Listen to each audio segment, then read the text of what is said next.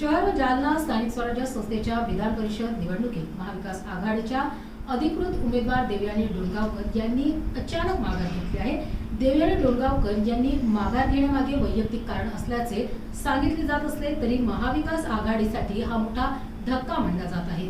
यानंतर आता महाविकास आघाडीकडून शिवसेनेचे गणेश लोखंडे हे अधिकृत उमेदवार घोषित करण्यात आले आहेत। वरिष्ठांनी दिलेल्या सूचनेनुसार निवडणूक लढवणार असल्याचे गणेश लोखंडे यांनी माध्यमांद्वारे स्पष्ट केले।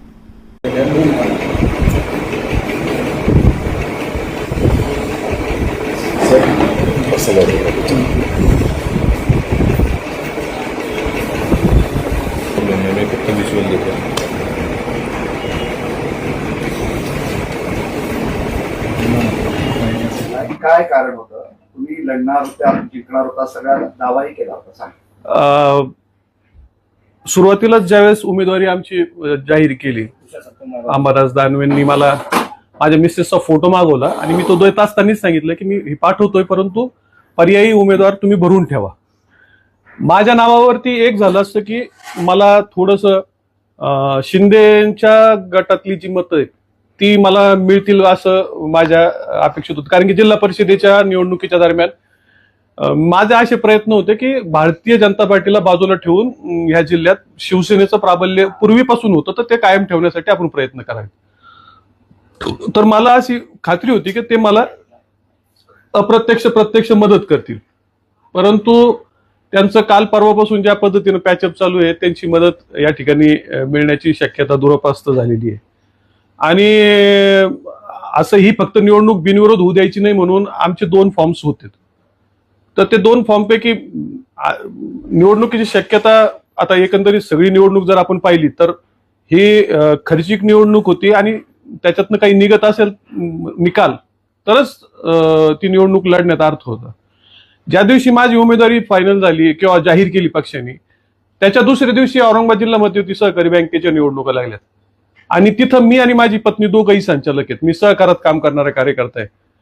म्हणून जे माझे म्हणजे पक्के माझे जिथं मी काम करतो सहकारात, जिथं मी ऑलरेडी संचालक म्हणून काम करतो, ती निवडणूक माझ्या दृष्टीने महत्वाची। ह्या निवडणुकीचा निकाल तसंही आता या काल परवाच्या 2-3 दिवसाच्या याच्यावरून लक्षात आलं होतं की हे काही जमण्यासारखं नाही, तर मी अंबादास दानवेंना हे कानावर घातलं की हा सगळा असा प्रकार शिंदेच्या पक्षाकडनं मला काही रिस्पॉन्स, मी काल परवापर्यंत त्यांना भेटून त्यांची मदत मागण्याचाही प्रयत्न केला, त्यांच्याकडनं तो काही प्रतिसाद मला मिळाला नाही। आता त्यांचं युती, आता वरतून काय त्यांचं प्रेशर आहे कसं आहे सगळ्या पद्धतीने, आता रावसाहेब दानवेंचं तुम्ही स्टेटमेंट वाचलं असेल अंबादास यांच्याबद्दल, अब्दुल सत्तारांबद्दल, तर ते सगळं प्रेशराईज करून त्यांनी हे सगळं केलंय।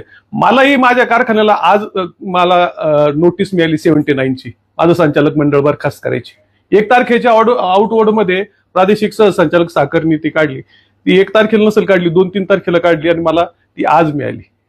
म्हणजे माझं संचालक मंडळ बरखास्त करायचं, ठीक आहे, मी त्याला काही घाबरत नाही, कोर्टातनं जाऊन मी त्या गोष्टी केल्या असत्या, आम्ही काही चुकीचं काही काम केलेलं नाहीये, परंतु माझी जिल्हा बँकेची निवडणूक आणि या सगळ्या याच्यातलं चित्र पाहता आमच्याकडे ऑलरेडी सबस्टिट्यूट कॅन्डिडेट होता, तर ही निवडणूक बिनविरोध तशीही होणार नाहीये, तर उगा आहे तेही घालवायचं आणि दुर्लक्ष होईल ह्या हिशोबाने मी जिल्हा बँकेची निवडणूक आणि साखर कारखान्याचं हे सगळं याच्यातनं मी हा निर्णय घेतला की आपण थांबून जाऊ।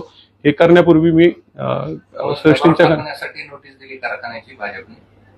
नोटीस तर तो त्यांचा प्रकारच, तो दबाव टाकण्यासाठी ती नोटीस दिली आहे, तर मला 100%, पण त्यांच्या दबावाला मी काही भीक घालत नाही।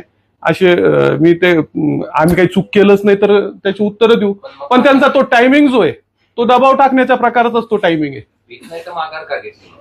माघार माझे त्या दबावाला भिवून नाही मी माघार घेतली, मला माझी जिल्हा बँकेची निवडणूक आहे, मला मी आणि माझी पत्नी आम्ही दोघंही संचालक त्या ठिकाणी आहोत आणि आम्ही सहकारात काम करणारी माणसं आहेत।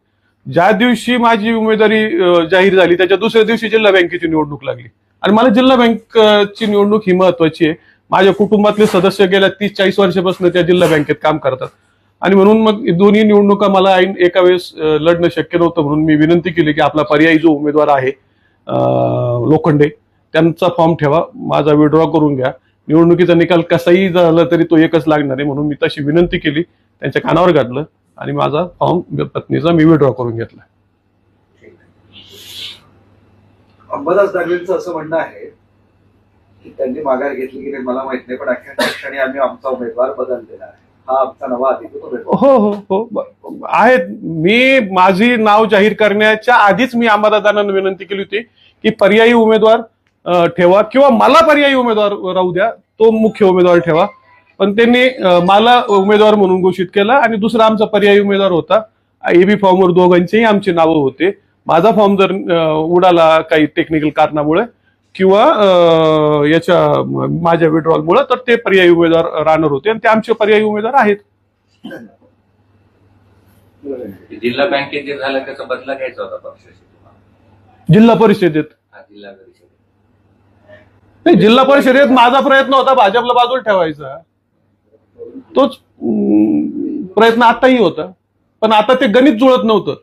शिंदेच्या शिवसेनेची जी मतं मला मिळणार होती ती एकंदरीत ते काल परवापासून जी काही एक्सरसाइज त्यांची चालू आहे, मुख्यमंत्री उपमुख्यमंत्री, आणि तुम्ही पाहिलं असेल रावसाहेब दानवेंनी सरळ ऐश्वर्य टिकवायचं असेल तर असं तसं करून चालणार नाही, अशा प्रकारचा दम जर ते विद्यमान आमदारांना देत असतील तर ते काय ज्या निवडणुकीचं काही निकाल नीटनेटका ते एकंदरीत त्या सगळ्या माझे प्रत्येकाशी संबंधित जालना जिल्ह्यातल्या शिवसेनेच्या नेत्यांशी आणि संभाजीनगर जिल्ह्यातल्या शिवसेनेच्या नेत्यांशी. परंतु गेल्या 2-3 दिवसापासून त्यांची मुंबईला जी 3.5 तासाची बैठक झाली त्याच्यानंतर त्यांचं जे काही रिस्पॉन्स आहे तो काही नीटनेटका नाहीये आणि म्हणून मग ती पण निवडणूक घालवायची, जिल्हा बँकेची पण निवडणुकीत दुर्लक्ष करायचं, असं दुहेरी आम्ही अडचणीतले लोक आहोत, 2-2 निवडणुका नाही लढू शकत. म्हणून मी निर्णय घेतला की आपण विधान परिषदेला थांबून घेतलं पाहिजे आणि जिल्हा बँकेवर लक्ष केंद्रित करून. आता तिथंही अतुल सावे सारखा एवढा मोठा माणूस स्वतः जिल्हा बँक निवडणूक लढवतायत म्हणजे या जिल्ह्यात किंवा एकंदरीतच भारतीय जनता पार्टीला कोणाला जिवंत ठेवायचंच नाही अशा प्रकारची परिस्थिती आहे. मलाही दमबाजी